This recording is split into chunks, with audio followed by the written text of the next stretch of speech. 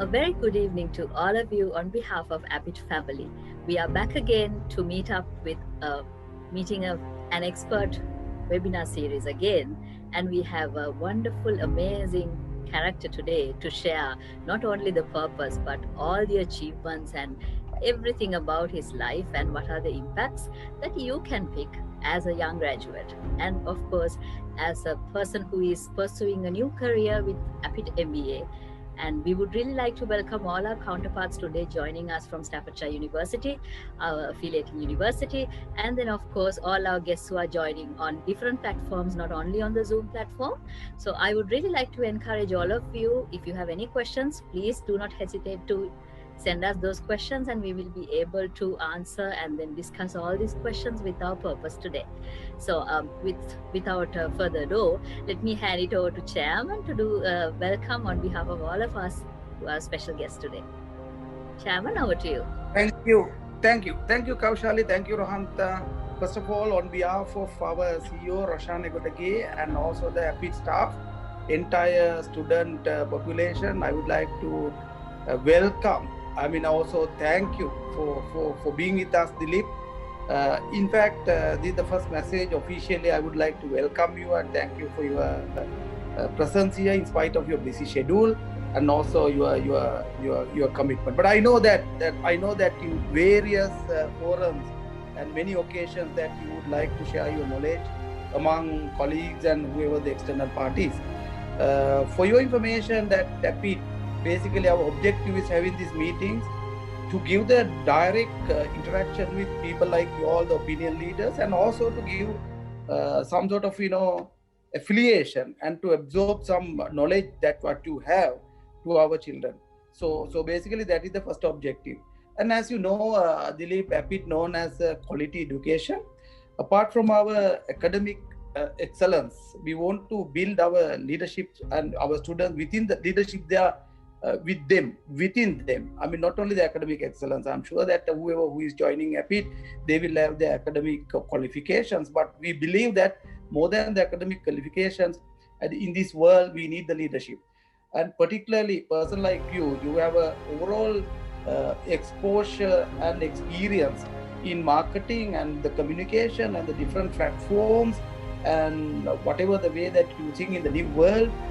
Everything is a very plus point for our student population. I'm sure you are willing to share all these things and to answer their queries. And this is another effort coordinated by Dr. Rohan Tatukoral. So basically, I would like to thank all of you. And over to you, Doctor. Thank you once again, Dileep. Thank you. Thank you very much, Chairman. It's my actual honor to introduce my very good friend, colleague. We go back in about, I think, 15-20 years. A lovely human being, Dileep Muddeniya. Dileep is the Vice President Marketing and Events at the Cinnamon Hotel Management Limited. He's the Head of Corporate Affairs for John Keells PLC. He's a specialist in travel and tourism, communications, strategic planning, and is the founder of the Center for Research and Sustainability Studies in Tourism. He's currently the Vice President Marketing and Events, like I said, for Cinnamon Hotels Limited, and also he heads Corporate Affairs for the #1 company, John Keells PLC. The former Head of Quality Standards, Licensing, Investment, Legal and Specialist Project of the Sri Lanka Tourism Development Authority, and the former Director Marketing of Tourism Board from 1999 to 2003. He was assigned the Director Finance at France with the added responsibility of overlooking the whole Benelux countries and Southern Europe during his tenure. Dileep has many successful campaigns to his credit, which helped to keep alive Sri Lanka's image. As a beautiful holiday location, buy one, get one free, a post-tsunami initiative developed by him in France, remains to date a case study solution for a country coming out of a crisis. Subsequently, he was appointed as the Managing Director of Sri Lanka Tourism. An alumnus of University of Colombo, an attorney at law, and a chartered and fellow marketer of Chartered Institute of Marketing. He also holds an MBA in marketing. He's a winner of the 10 Outstanding Young Persons Awards, TOEIC 2010 for the public sector. He's currently reading for the PhD at PIM, University of Sri Javadrupura. I think what is amazing about Dileep is he's very, very conceptual in nature, maybe because of his law background.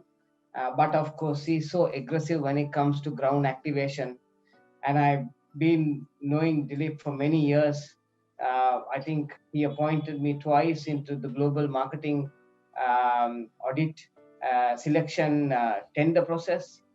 And I remember we organized the Hikka Fest, the first Hikka Fest, which we had, I think, almost the whole of Colombo coming in for the event, which was, I think, one of the most successful events that I think Sri Lanka has ever had, in my view, on tourism.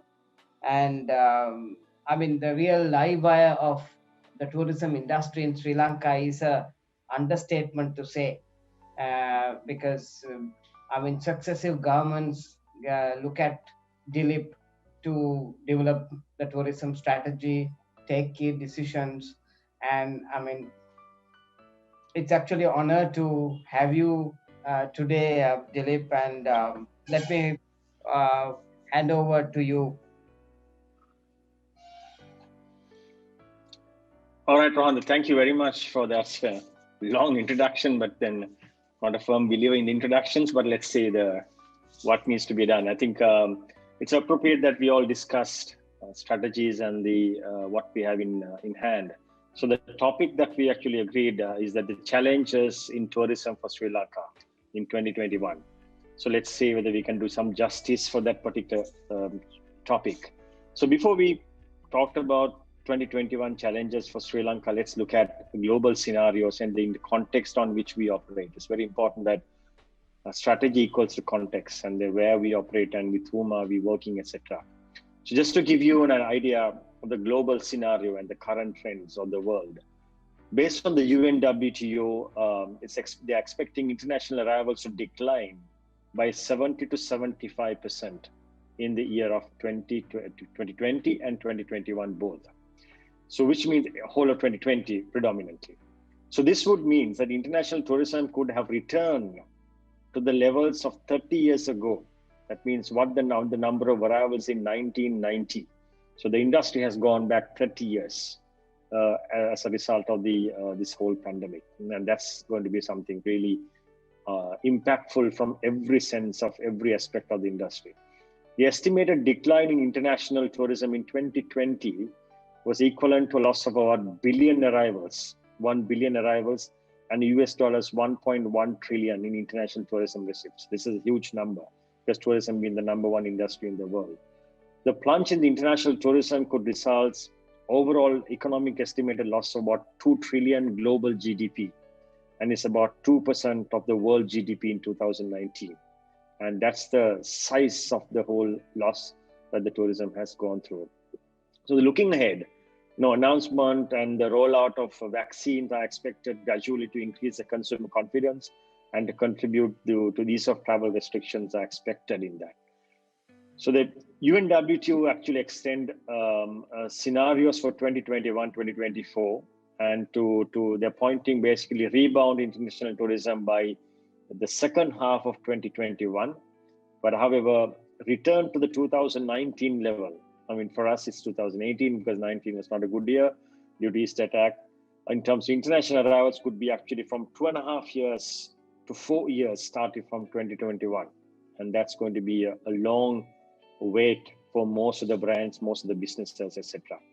So the majority of experts sees that the rebound into international tourism in 2021 second quarter, which can actually go into the third quarter 2021, and 20% experts believe that this only happen in 2022, and most actually believe that we will go back to the normalcy towards end of 23, and that's going to be a long wait again. So it's very, very. I mean, this is the reality. However much we try to do up and jump and do certain things, etc., but this is the reality that we should work on. There could be certain bubbles comes in, certain moments coming, but we're looking at overall resumption of consumer confidence right throughout. So the key trends in the poll, and so the next topic is that, what exactly have we learned during this time? What is going to stay with us in the market, especially where Sri Lanka can learn? So the number one is actually an eye for uncleanliness. And that was something which isn't really there at that time, but now everyone is concerned on this cleanliness. So with the increased scrutiny on cleanliness due to COVID, the search data basically cites that 45% of travelers include enhanced cleaning within their top 3 decision-making factors. So this would likely to lead an increase in health and safety measures from vacation rental managers and owners alike. Now, this would put an extra trouble, extra burden, or extra challenge for Sri Lanka, predominantly because our 60% of our hotels and supplies are in the informal sector or below 3-star. And that sector will need special care, maybe from various organizations. If somebody is looking to focus on this area, this is an area that, which we will need some help for, especially in the informal sector below 3-star, in terms of safeguarding certain cleanliness, etc., because consumer is very much concerned about it. It's not like 4 and 5-star, they have sneeze guards. There are certain precautions that is going through the kitchen, certain standards that comes in when it comes to cleaning of rooms, your back end, your restaurants and the staffing, etc. So all those are being actually scrutinized by customer. So they have some confidence when it comes to 4 and 5 stars, but the confidence level comes down when it comes to the rest of the properties. So you need to keep that in mind. That has a impact for overall Sri Lanka as well as most of the SMEs. The second one is actually a lot of people are looking for quiet winter getaways. So 43% travelers have winter trips planned for early 2021, with nearly half, that's 44%, traveling to beach destinations and 24% to more remote ski spots. So the ski destination seems to be getting a traction because they couldn't actually go there for a long time. So end of the year, it seems to be, Sri Lanka seems to be competing with that. The third one is international escapes topping the bucket list. Although travel restrictions force 53% of the service in US and Europe travel to cancel or rebook travel plans this year, many added international destinations to their future travel bucket list. So which means that destinations like Sri Lanka can be in the bucket list of many. The fourth one is something called rise of rurals, which I consider as in 2020 search data showed that nearly 90% of overall searches for trips to rural areas. The cabin rentals are expected to be especially popular in Europe.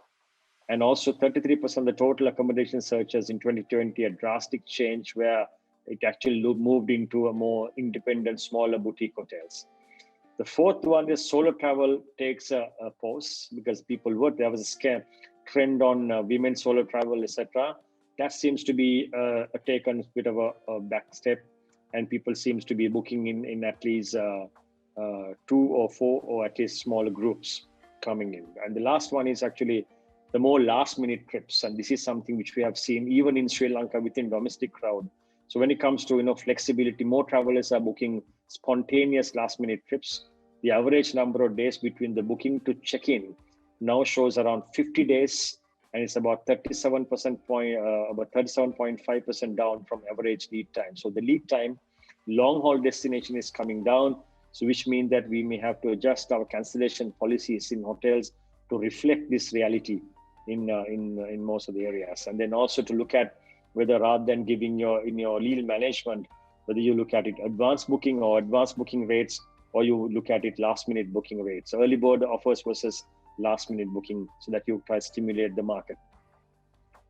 The third one, which before we actually talked about the whole discussion on the trends or the future Sri Lanka tourism, we need to look at the impact of vaccine that comes in.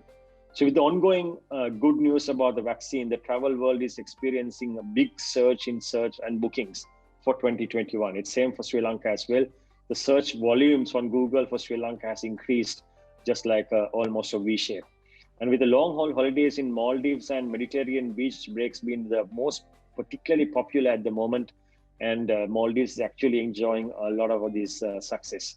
Now, a survey released last month by market research firms Ipsos with the World Economic Forum shows that 69% of Americans were willing to get vaccinated against COVID-19.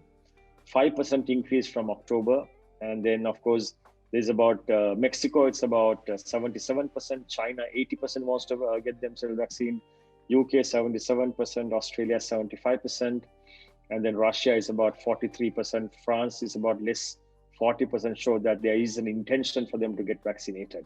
That about 3 million people are getting vaccinated every day as we speak. So estimated global vaccination rollout would take at least 12 to 24 months.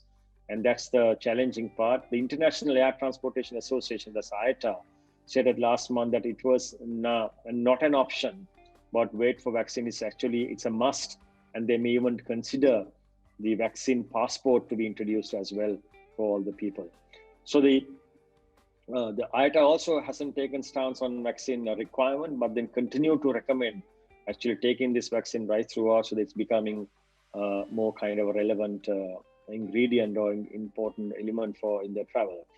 There were 3 important questions that were raised in the National Geographic and research that was completed last month. So the first question they asked from people is, I will travel more to see loved ones I did not see during the pandemic. That was the first question asked. So actually the almost 59% of people said, yes, we will. And only the balanced people said, actually, we will not, and then we will look at for something else. So that means they need to travel. There's a lot of strong travel that will come into Sri Lanka called VFR travel. You need to watch out for that. And that's a very lucrative segment, not to disconnect on that. There were 3 million Sri Lankans living overseas, first and second generation, and these numbers can really increase. The second question that was asked is, I will travel less because I'm cautious of being exposed to the other people. So that actually, interestingly, 49 people said, yes, I would travel, be very cautious on that. The third question is, I will travel more to take up for not traveling as much as during pandemic, basically revenge travel concept. And interestingly, 55% of people said, yes, they would go on the revenge travel as well, especially from China. That came very, very strongly. So this is actually early indications that tourism is going to rebound as early as possible. So looking back this context from World UNWTO scenario perspective, they are looking at this current reforecast or emerging of travels under 3 scenarios. The first scenario is basically they're looking at is recovery in mid-2023. That means 2.5 years time to go back to 2019 figures for the world. But Sri Lanka is concerned, 2018 was the best year for us. The second scenario that would take 3 years, that is 2023. The third scenario is basically recovery in 4 years between 2024. So this would give us a very clear indication. It's not going to be 2021. That's going to be the complete recovery, while it will be better than 2020. It's not going to be 2022.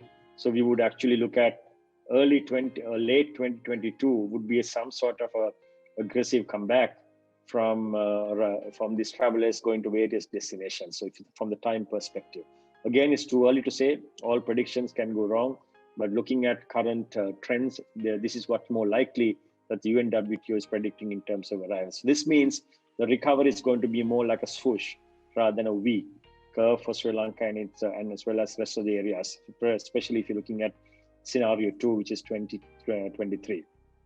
So this is in this context, what is going to happen in Sri Lanka? Now, Sri Lanka, based on 21st January opening, we are looking at approximately 900,000 arrivals to the country, looking at scenarios that we have analyzed with Maldives arrivals and other countries. So this would give us maybe 900, maybe 850,000. Once again, a lot will depend on how the current COVID, actually spreading of the current COVID continues in Sri Lanka, and then if there's something to be curtailed, or the expected vaccine to come into Sri Lanka, and at least 20% will get it from March, April, May time. So in the meantime, the government has actually given us a certain loans and financial assistance as much as possible, I believe, within the framework available.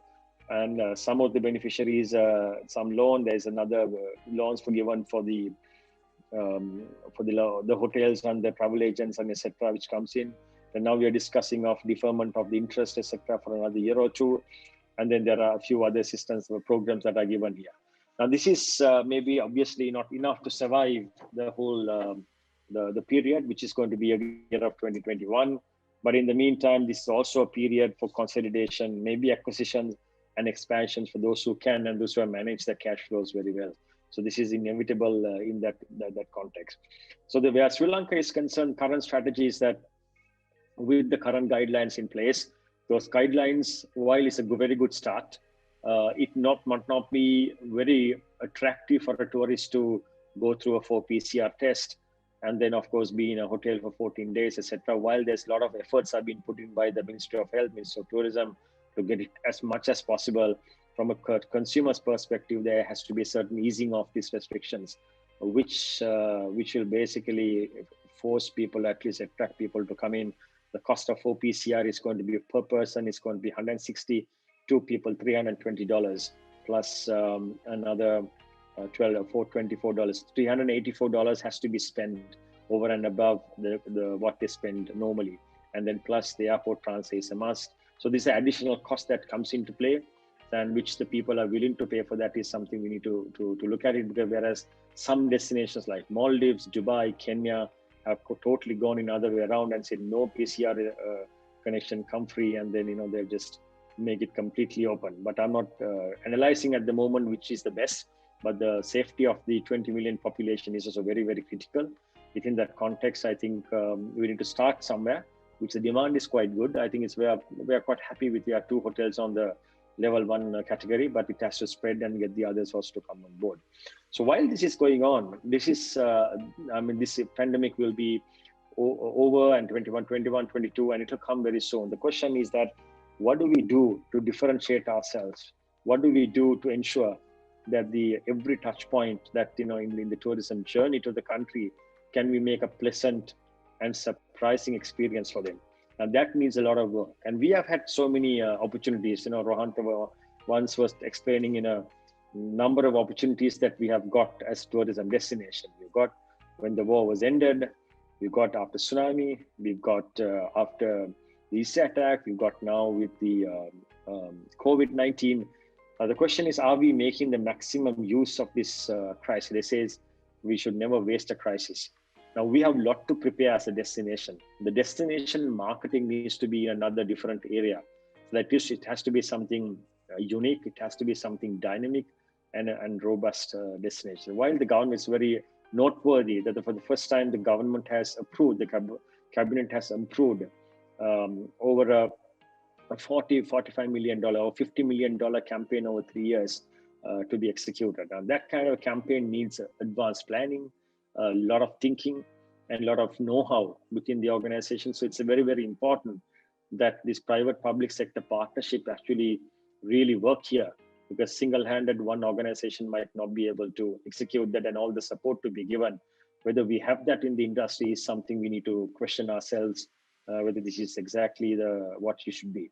And looking at some of the other examples of other countries, this opportunity can really be used to take Sri Lanka tourism another level. So in terms of it's very important that we do a analysis of where we are at the moment, every touch points of the brand, what are the frustrations people are facing from the airport or before coming to the Sri Lanka, from a website's component, getting information, downloading information, getting right information at the airport, during the transportations, e-ticketing. So all those areas that needs to be, and there's a whole heap of work that needs to be done to improve the experience of the traveler in the country. And there are about 18 touch points, critical touch points. And in each touch point, we will have 4 to 5 major negative points that needs to be corrected. And those negative points needs to be highlighted, understood, and agreed upon. Projects have to be developed for each and every point, and maybe not necessarily executed by the public sector itself. It can be taken by all the stakeholders, and so that it can improve. So we need a master plan. We need a thinking of that nature so that we can actually improve the product and move forward, so that the tourists will actually appreciate that. Starting from Sigiriya congestions to various other cleanliness issues that we have, and the toilets issues that we have. Those are infrastructure issues. And also create that wow campaign. We need to make sure that our story of Sri Lanka is being designed and executed and told in a manner which others can understand. So that's what we call storytelling component of Sri Lanka needs to be executed, looking at overall destination marketing. So that's proper destination marketing has to come as a number 2. And number 3, stop blaming the government for everything and asking from the government from the private sector is concerned. We need to make sure that the private sector also, who are being the stakeholder in the organization, this whole tourism industry, do our part. A lot of things that we can do on our own. We can do our destination marketing. We can ask the right prices so that, we can actually make a viable industry. It's very important that the tourism is basically become a purpose-driven tourism in the country. The purpose of tourism in every country is to make, number one purpose is to earn foreign exchange. If the foreign exchange earnings is not going to be there, it's not going to be as good as any other destination, the purpose of tourism is defeated. Every aspect in the country, infrastructure, airport, roads, everything is subsidized in the country for Sri Lankans from the taxpayers' money.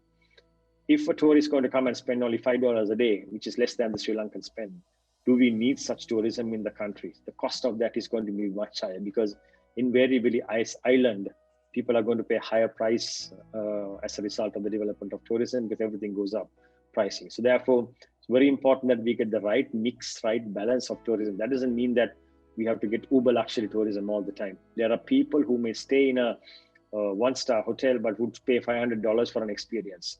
There are recently, if you have seen it, Bill Gates actually went on one of these excursions and stayed like a shepherd to get that experience, and that's what they wanted. And it's not luxury accommodation. So the world is changing a lot from what people want. Especially COVID has changed the desire of the people of visiting. So Sri Lanka has a lot to offer in that context, looking at it.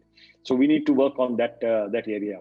Thirdly, also look at, we have some technical problems in key generating markets, China, India, and UK. Three major markets to Sri Lanka are affected at the moment.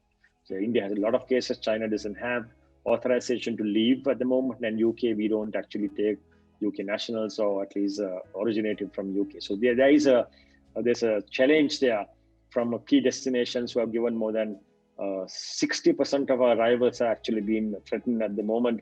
And we need to look at a little bit of diversity in marketing strategy, etc.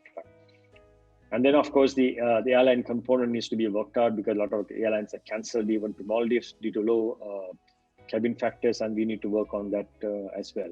So these are basically, very quickly, I just want to put a synopsis of what Sri Lanka world is going through and what Sri Lanka is going through as an industry and what needs to be done. And while there'll be many discussions and webinars, etc., I think what we lack is the creating that in action plan, and the brand tourism, Sri Lanka brand tourism needs to be worked out on a consistent communication campaign strategies. All that is in place, or we need a great campaign where we tell the story, we differentiate the country, so that we create that wow moment for people to come. And if that happens, I think it's still a very beautiful country, and there will be a lot of demand from the rest of the countries, and we are not too late, and we don't have to hurry up the whole thing, but things will come back slowly. When it come back, it will come back in big time. So tourism is something which people have the desire to visit every time, and we will not get away from that. So with that note, with the context of that, I think I would rather open for any questions and dialogue sessions so that I can bring back a few other points while I'm answering some of the questions.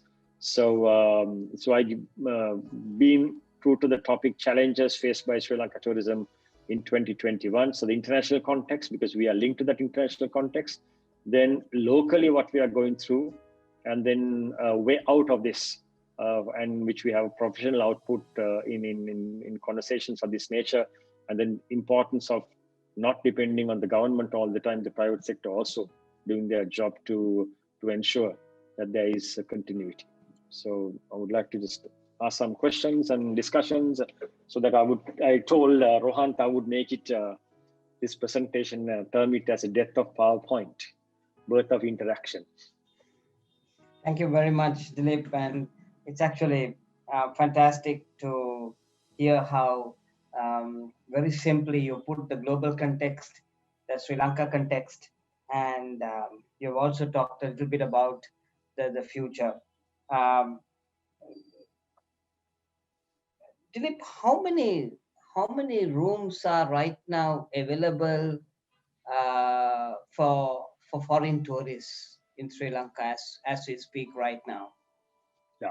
So there's about over 103 hotels which we call level 1 hotels. So the level 1 hotel means that Tourist Board, Sri Lanka Tourism Development Authority, appointed auditing process with the KPMG. They have gone and they have actually checked, and those have complied with it. Out of all the hotels, some hotels have given the consent that they want to be category 1 or level 1 hotel.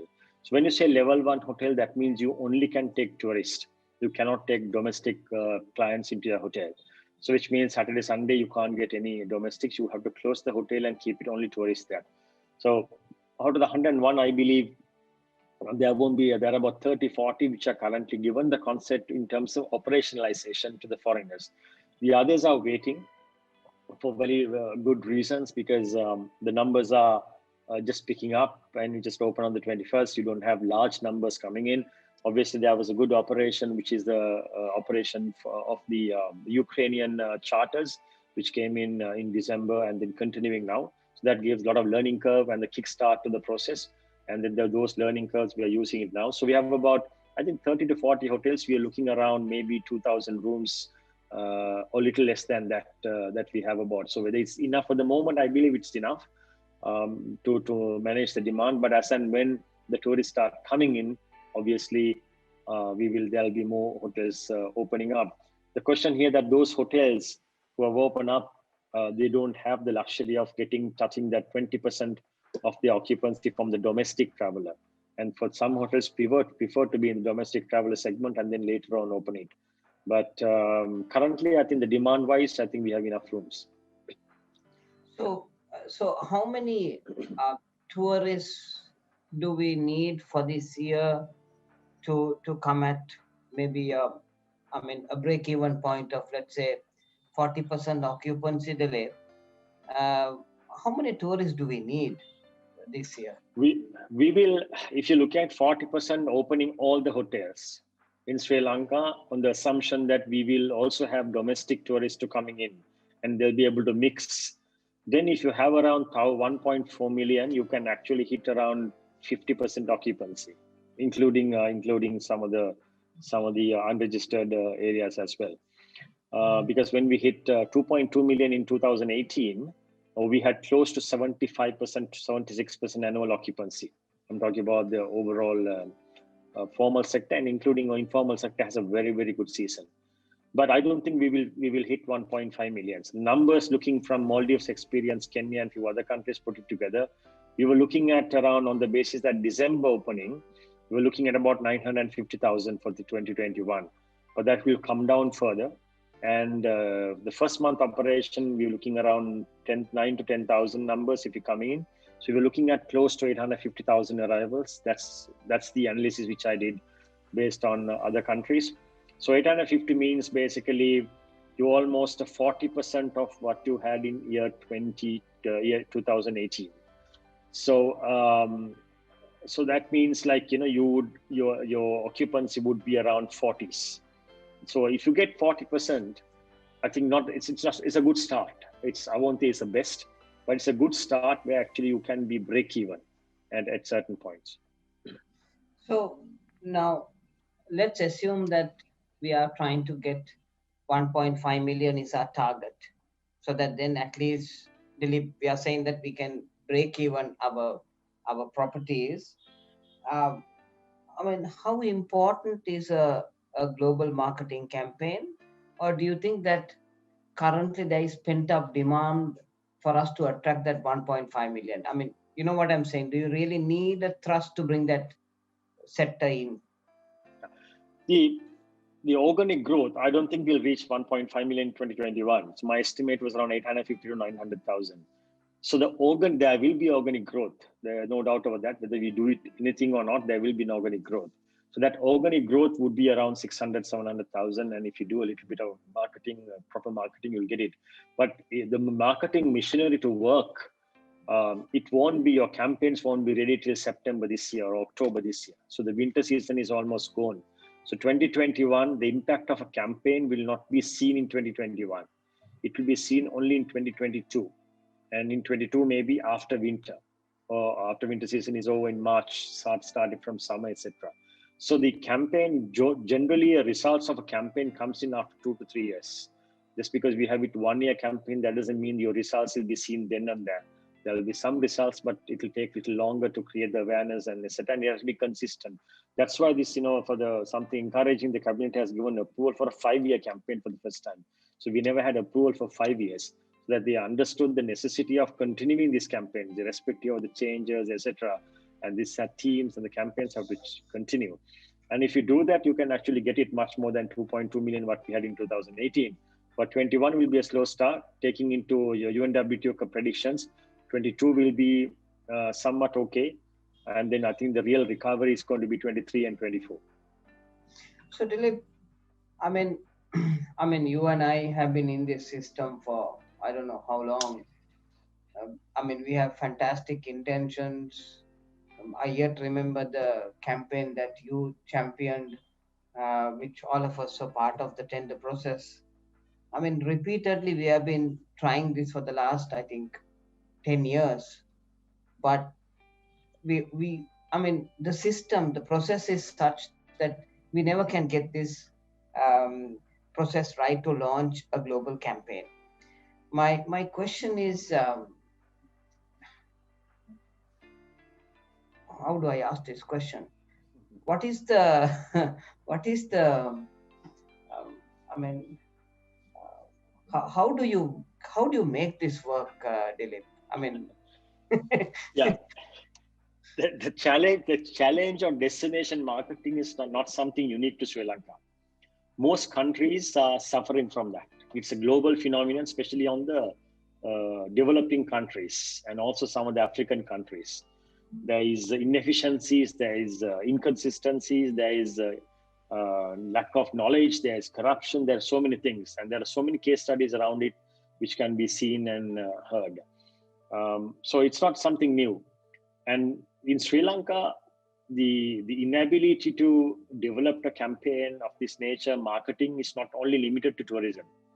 If you look at it in many sectors for so many years, it's there. I'll give you a classic example. What do you feel when you go to the post offices of Sri Lanka?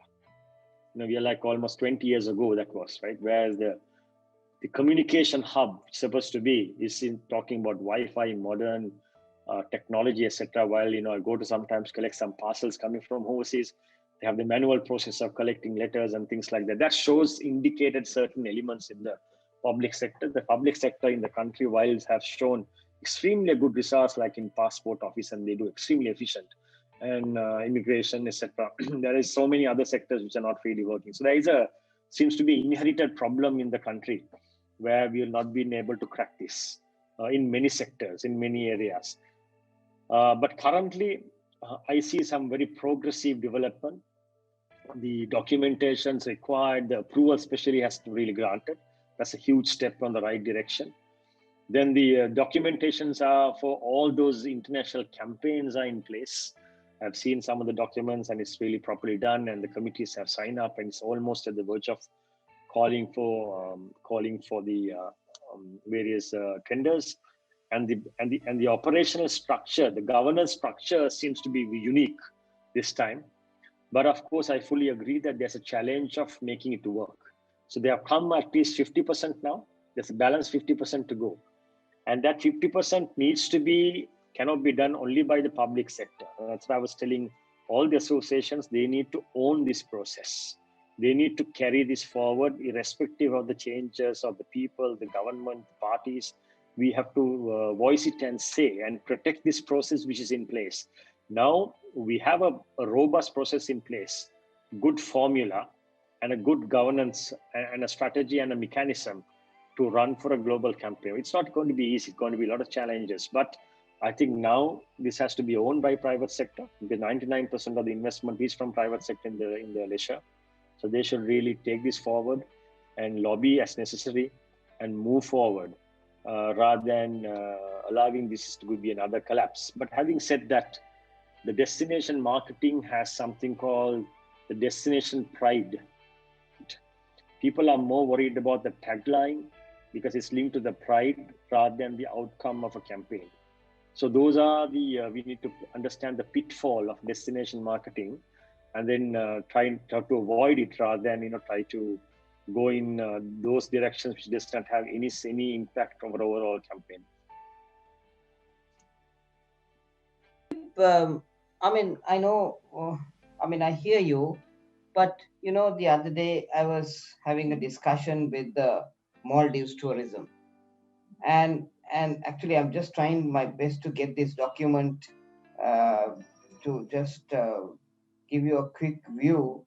I mean, here is the Maldives tourism. I mean, they have run 5 different campaigns in the last, I think, 5 years. I mean, structured DNA together. Uh, they they they have fam tours. They have celebrity marketing programs. Uh, uh, they have taken part in, I think, 31 uh, exhibitions. They have done upmarket exhibition participation. I mean, all this was done for just $9.7 million. And how is it that they have been able to crack this, Dileep, while I mean many countries in the world have not done it? Is there anything, I mean, that some mechanism there? They have got, it's a leadership strategy. You know, they have got, I mean, I work very closely with some of the Maldivian tourism board. They got some right people there, so that, you know, they know marketing. They got marketeers there, so they know few people actually know what they're doing, and they have not done many activities, but they have done some basic stuff, and they also have an advantage of being a luxury destination and associations, and every other day there's a celebrity there. So there are a lot of people who have visited have done a lot of marketing for them, and some of these celebrities who visited the last 2-3 months from Brazil, etc. Surfers had about 3-5. One had 41 million followers, etc. So they've got that aspect as well. So I think they are. It's not rocket science. You know, this is not difficult scientific hard calculation that you need. Only what you need is maybe like good 20 people who knows marketing, and who can execute it. So we need to get that know-how, talented people into the system, and at least from internally or externally, and then give that support. And if the tourism needs that, I think we should give that to them so that they can continue. So there are a lot of effort I've been putting in, especially by the chairperson, the DGs, and the team there, and they're driving it. But I know for a fact that they need a lot of support from know-how, technical know-how, and maybe it's a time that, you know, people like you and the others also actually can get involved and help them to drive it. It's easy to criticize from outside and say nothing happens, but when you go there, as you know, Rohant, it's that ball game is completely different. It's tough. So you have to help them. Everyone has to get on and help them. There are a lot of marketers in the country. It's an ideal opportunity, and to really take this with the balance 50% to make it a great global campaign. And I believe $9 million is more than enough to do a very creative, a great campaign. You don't need millions of dollars, and that's more than enough for us. Dileep, who is currently ahead of the game in the current context? Who is doing something right? Who have understood the dynamics and the challenges which are there? In your view, Dileep, I mean, since you're very strongly conceptual in nature, I know you do a lot of research from a global context. Some people are saying it's Barbados. I mean, no, it's Australia, New Zealand. Always excellent case studies in destination marketing. Very savvy, up on the game, professionals. A great model. It's a model difficult to beat. Dubai tourism is another way. I mean, very aggressive model that they're doing. Kenya tourism is a lot of experts have joined them to their campaigns. Of course, some of the islands like Barbados is also doing a great job in doing that. But those are few countries who, and Maldives by policy, they create policy and stuck to it, whether right or wrong. They said we don't want any inconvenience. As a result, the occupancies are going up about 70-80%, but it's a manageable process for them because those isolated islands. But a lot to learn from other countries, and as I told you, you need just good 20 people who paid enough, sufficiently. I'm not taking fortune. Around 250 to 300,000 rupees, and then 25 people, then they can, and they are available in the country. They can do a wonderful job in doing that. So that means they need some input for the implementers to get it and so that we get it going. Dileep, I mean, you're right. Operationally, Sri Lanka has the talent, and if it is reached, we can make a difference in the global stage. But then, I mean, look at the policy. I remember somebody checked to see Ceylon Tea Board has had 70 tea marketing plans. I'm sure if you add up all the Sri Lanka tourism marketing plans, I'm sure it must be touching 50. Now, but if you take Maldives, once again, since I'm working very closely in Maldives, they've just had 4 plans for the last 35 years.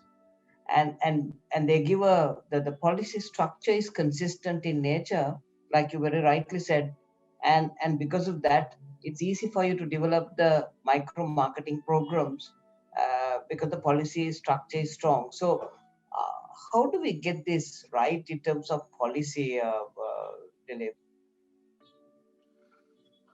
I think policy is two ways. One is the government as well as the private sector. I think both will have to play a role in it. Not only the public sector but the private sector. Sometimes, in the private sector, I'll start with that. Is easy to. We sometimes go for meetings, we talk about it, and then come back. But very rarely that we produced white papers, documentations, and then lobby around on those more strategic way. If I just give you an example, New Zealand and Australia has their trade association. That's one association which represents everyone. They go into an extent sometimes when there are elections to whom we should nominate or people should vote. They go into that level. And whenever they see a problem, they actually understand, they study it, and they develop a paper and give it to the government. This is what our recommendations are. If you see a taxi problem in airport before arrival or whatever, say, okay, this is the problem. This is what we should do.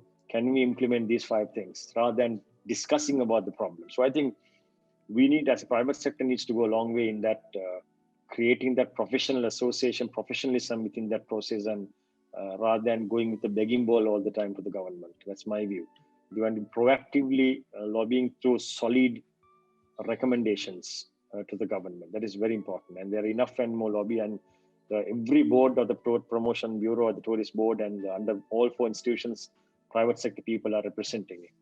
So they have an ideal opportunity to govern this and drive this.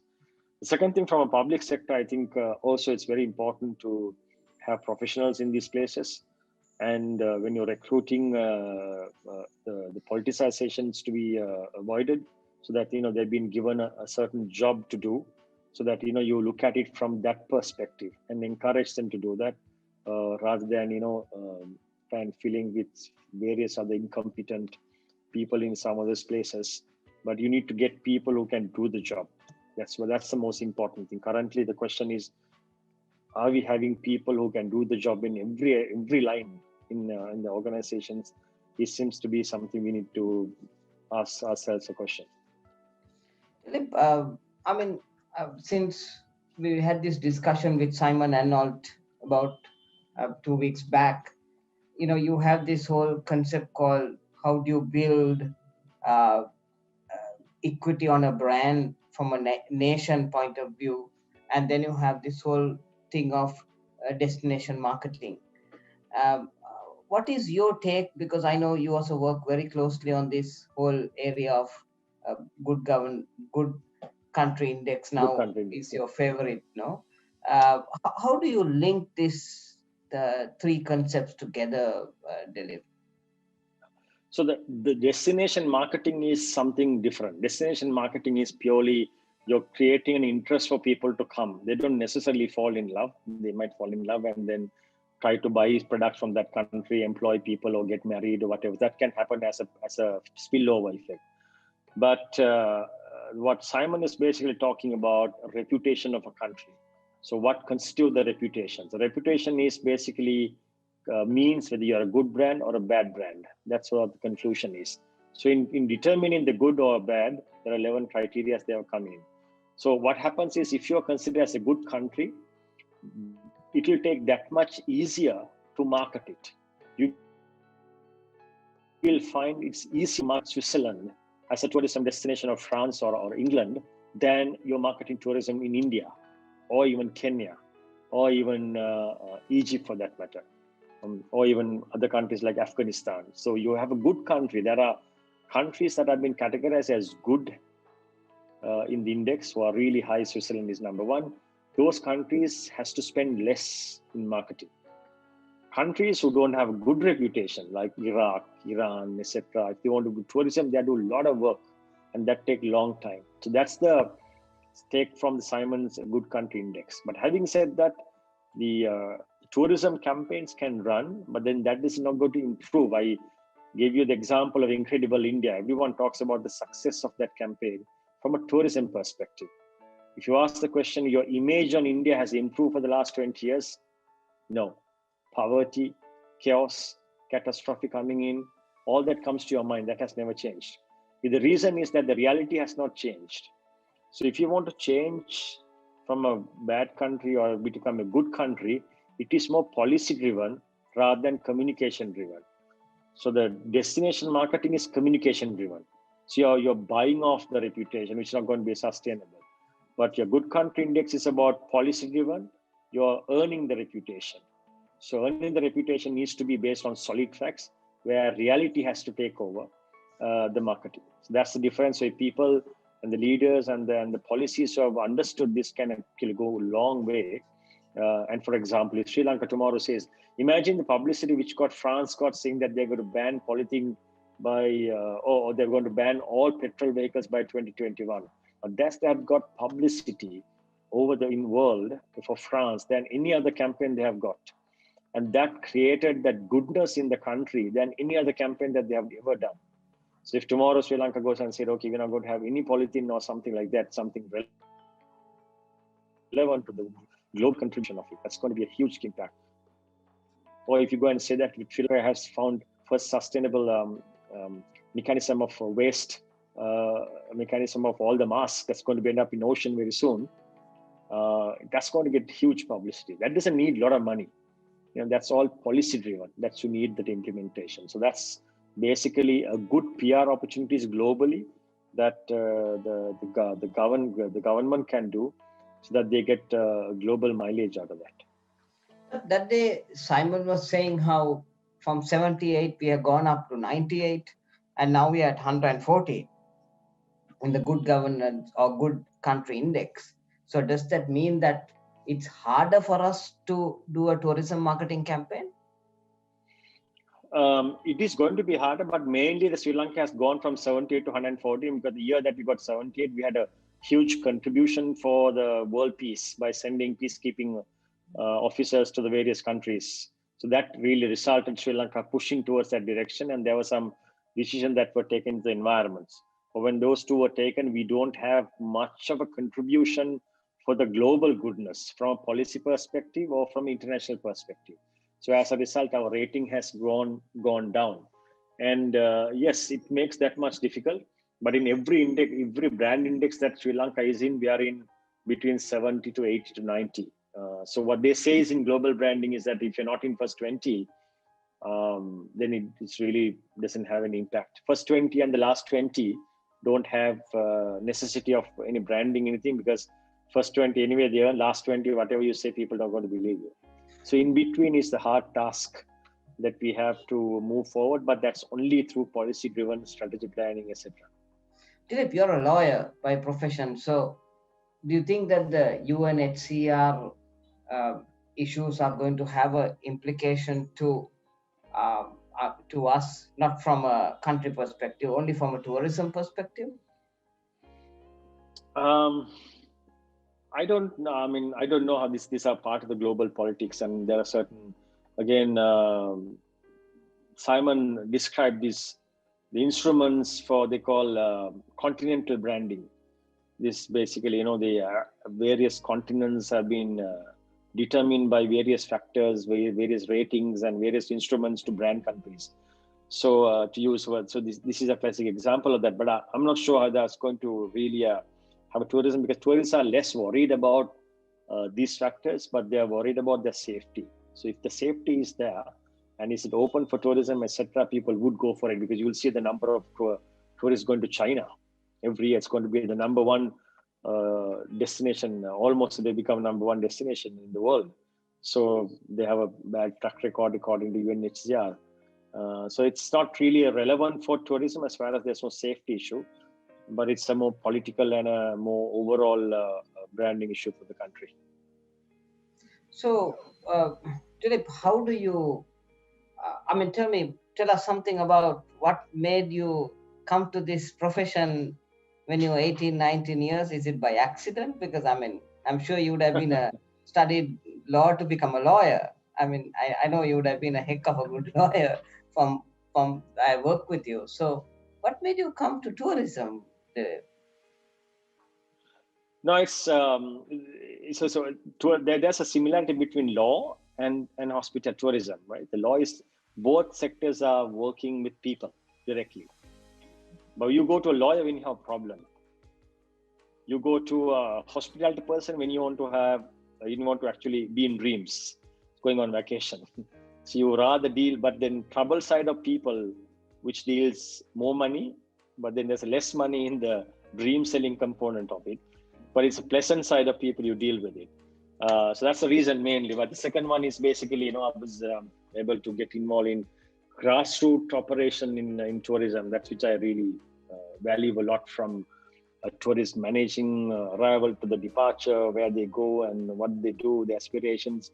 So that insight was very, very useful for a number of years with the foreign language, French language learning that I had. So I thought I would be able to do. And then when I first went on internship for the tourism board, I saw there's a huge work needs to be done there, transforming that place to a great extent. And I'm glad I was able to contribute some lasting changes like the Tourism Act, new funding strategy, structure, so that they are independent from the government. Those are actually really working well.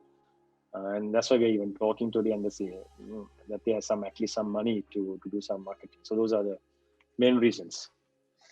What went through your mind when the pandemic happened and you were at home on the 20th of March? And when you put CNN, you suddenly see everything falling on the ground, right? And country to country, you're having a lockdown happening. What went through your mind? Because end of the day, your job is dependent on the people who come to your hotels. So what went through your mind? I think during the time, the first thing went through my mind is that what's going to happen for Royal Thomaian? The second day of the first day of the Royal Thomaian, you have to decide whether we continue to play or we have to stop. So we decided, as an organizing company, we decided that let's play.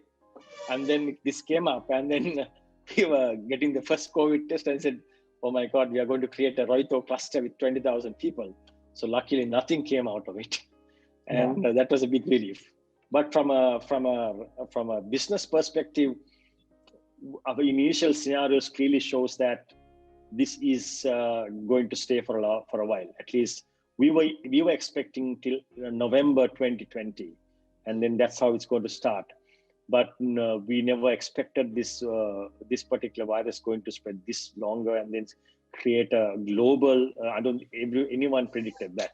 We predicted some scenario, but we thought in November, December things will get back, but it never returned to what the expected level. And so it's once again gave that whole uncertainty in the tourism in the global industry. So we said let's work it out. And then from November, December, we knew that's not going to come out for a period of time. So we actually start working on 3 months evaluation of 3 months. And then after 6 months, we knew what's going to come in. We can't expect early returns, etc. But then we stuck to a plan. We believed in, as a brand, Cinnamon, we believed in tourism, and we restructured ourselves and reorganized ourselves, never let anyone go. And we even actually paid bonuses for people in the last year. And then we kept everyone going, giving that hope, and setting example for the rest of the industries also. So, Dileep, I mean, how is it? I mean, if you look at JKH, I mean, the exposure on tourism must be at least 20% of the business. So, I mean, how do you reconcile the current situation where if you don't open the country to tourism, you can protect the 80% of the business at JKH. You have the logistical sector which can go for exports. You have the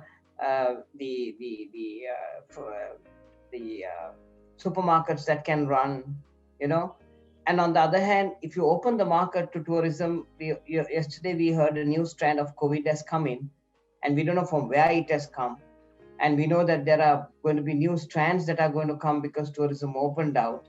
So my question is, should Sri Lanka protect 96% of the GDP by just exposing the 4% of GDP that we could earn through tourism, or should we just close the country and look at the 96% and let the country run and have a GDP growth of about 7 to 8% even without tourism? So how do you reconcile this, Dileep? I think from a JK's perspective, we are a diversified global, public quoted company. That's why we have 7 sectors which are solid in their respective areas. Sometimes one sector is affected, the other sector is going well. So leisure is something which has contributed over the years, a very positive balance sheet right throughout. So you can't really write it off. Just because we had one bad year, that doesn't mean it's going to have several bad years. The comeback can be very, very strong. So we are very bullish about the tourism sector. We believe in that. And we've said how the classic example is revival of tourism in Maldives, occurring at 17 and 80%. So Sri Lanka is the same. We believe in it. And I think more than JKH needs leisure, I think the country needs leisure, because even though it's a 4% of the GDP, the multiply effect of the tourism is much bigger. And I would reckon it's go beyond 10 to 15, maybe 20%, because your back-end integration of tourism on the lot of other sectors are huge. And those are not directly counted into any other calculations because we haven't implemented tourism satellite accounting in the country. So I think that will have a great impact. That's why the tourism is required, and it's not an option of closing it. But of course, we need to work with the health authorities to understand the recommendation and then work on it. It looks like, unfortunately, COVID is going to stay for a long time. And it's going to be, we have to treat it as an ongoing, but I don't think it's going to go away like that. Interesting to see what the case study of Israel, where they have vaccine larger amount of the population, whether it's going to stay or not. Emerging of the various forms of vaccine is, or the COVID is going to come in, and there are 17 new varieties that have been found in UK. So we're going to live in a world with a lot of uncertainty. And I mean, Simon very clearly mentioned this also very clearly. There are, 50 years ago, we never had any of those things. We have, as the world, we have got a lot of advancements. We have internet, we have fast cars, we have electricity, entertainment, we have so many things. But then on the other hand, there are pandemics, the wars, struggle, the poverty, pollution, which never been before in the last 50 years. So which has done the output? Progress? Have we done a progress? Have we got a progress? Have we gone back? So that's the question that comes into play, where the countries have worked together on these global problems. If they don't do, it's becoming worse for everyone. So we have to live in this context for a longer period. And there are going to be more things coming next year, for sure. The COVID is only going to be one element, and there will be more such pandemics and more such issues will come in. So we need to, as far as the hope is available for human race, for the continuity of humanity, people have to keep on working on this and get over these challenges and work. But it's going to be, future is not going to be not easy as we think. There'll be a lot of challenges, but that to overcome and move forward is the challenge for humans as well as for the good brands and companies. I'm sure you must have been buying a lot of shares these last couple of weeks, and I'm sure you must have bought some John Keells shares also, because the story is that there's a casino coming up from December. So is casino tourism huge, Dilip? No, I'm not sure about whether we are coming around necessarily, unless the authorities, we are very law-abiding company, so everything has to go into the according to the law. But if you're looking at gaming tourism, the gaming tourism is a big element, provided that you do it in a controlled environment. And I think there's an act that is passed in Sri Lanka. So Singapore does it very well, the control environment. And it's another segment that exists. We have a huge giant sitting next to us, India, where there's a huge number of people going to Malaysia, Nepal, and a few other countries for that reason. So it's not necessarily called gaming tourism. It's called entertainment tourism. You go to Las Vegas, you don't go necessarily for, I don't know, very few. I mean, 20% people of the 32 million are going for gambling, but there are 80% are going for various type of entertainment. They go for theater, they go for shows, they go for etc. But future of Vegas seems to be very interesting model, how they're going to change that. But the model that they used to might not be able to do it according to the COVID standards. So they had that success for over 35 years. So in Sri Lanka, when especially Colombo strategy needs to be revolved around what we call family entertainment. We need to have more things for people to do. India is next door. So our number is, whether we like it or not, India is going to be the number one destination arrivals to Sri Lanka. 50 million passport holders, out of which 25 million that were issued in the last 3 years. So that's a number, you look at it. So that's going to increase.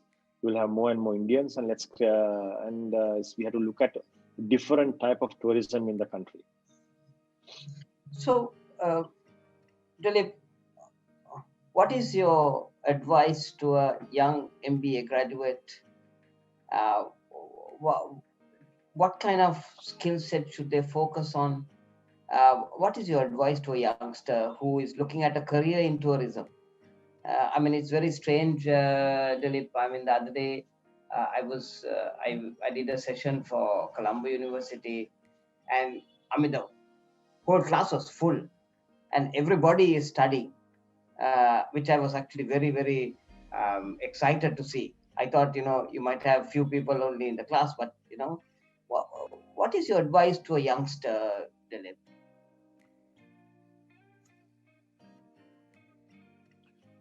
I think travel and tourism is a good area to get in.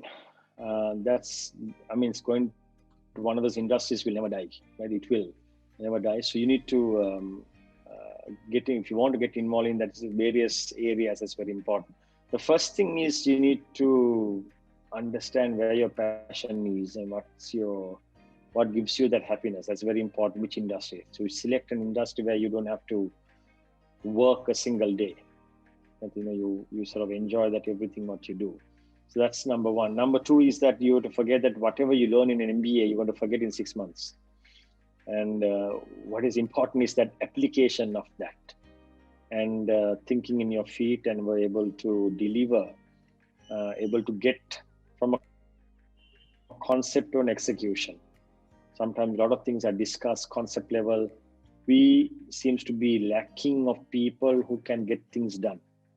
That's, I think, one of the main issues that we are facing. So if you can be a person we call GTD, getting things done, then the art of getting things done, then you will have a great future in anywhere you go. So MBAs and SIMs and the SLIMs and all that will help you to understand that knowledge, theoretical knowledge, but the application is very important, so that you understand what to do and when to do, and look at how it entrepreneurial perspective of it. The other one is a lot of opportunities that are available and within the country from an entrepreneurial perspective, and just look at it, what is available at the moment, and be part of that, so that you create those experiences and brands within the tourism, which has never done. Remember the last time when Sri Lanka built, I always say this, a tourism attraction was 1970, Elephant Orphanage. 50 years, we haven't done anything. Before 1970, that was by Temple of Truth, 15th century. Before that, on 1st century, maybe all the monuments in Anuradhapura and Polonnaruwa. Nothing else. We haven't done anything which tourists they want to come because of the landscape in the country, natural attraction, or the historical man-made attractions. The Elephant Orphanage has also been discussed. Other people who won't come in. you will not be able to introduce anything in between. So it's a good opportunity for all of you. Dileep, so final question. To that young Dileep at 19 years, what advice would you give? Yeah, so number one is, first thing is find your passion. That's one. And number two, the discipline. It's very important. There's a lack of discipline in a lot of people at the moment. They look at it, maybe what am I going to do on Friday and Saturday and Sunday, but forget that creating that creating unusual or at least everlasting thinking that something which matters. So that discipline has to come in, and the dedication that comes into along with it. It's very, very important that you're dedicated to that. That the need and the desire needs to come in to you as well. And the fourth one is hope. Never to lose hope in anything that you do, so that you keep on pursuing that what is you're looking for, so that you will get that back, and then you visualize it all the time, so that you will get it back and never give up. So that's what I think too. Because we need brands to take Sri Lanka for the next 20 years, which you don't have at this as early as possible. Thank you, Dileep. It's been wonderful chatting with you. I remember those days. Every time you come down from France, I somehow get you to come and do a guest session to the MBA students. You remember? I don't know whether you can remember, even 15 years back. And I yet remember how you came out with the design of Sri Lanka like a perfume, because perfumes are strong in France. And then, of course, we worked very closely on 10 different projects at the Sri Lanka Tourism. And I'll not forget how much you helped me when I was chairman of Sri Lankan Tourism too. I think there's a long way to go, and all of us have to support each other. And thank you. It was lovely chatting with you, Dileep. And Kaushali, are there any questions that have come from the chat?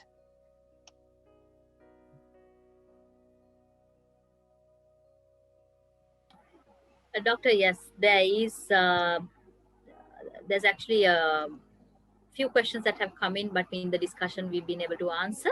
But there's one specific one is there. Actually, rather two. Let me tell that to you. What are level 1 hotels? Can you please explain it with an example?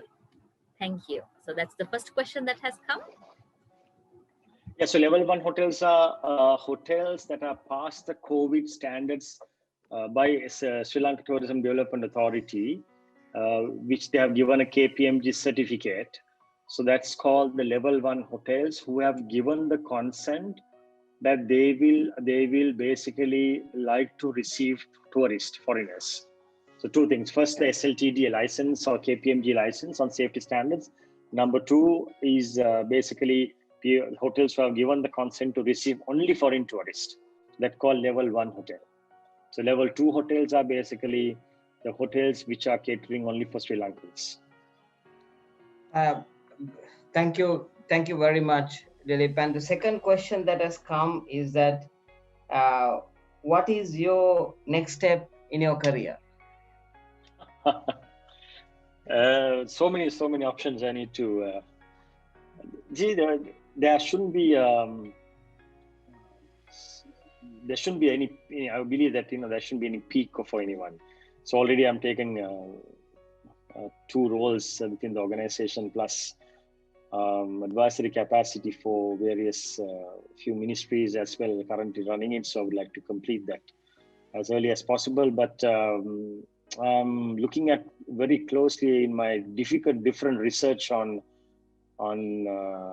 certain export items for Sri Lanka. So that's the next passion which I have. So I'm looking at very closely on agriculture-based elements that Sri Lanka is, which very has a lot of huge potential.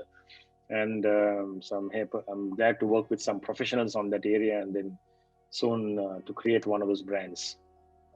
Thank you very much, Dileep. And APIT is going to organize an international conference latter part of the year, and I'm we'll be honored to have you as one of our speakers based on your research that you're doing on this whole area of the good country and the relevance to Sri Lanka, which is so useful because you will link up the tourism and the rest of the other facets into it. So it's great chatting with you, Dileep. Thank you very much for joining, and let's meet soon.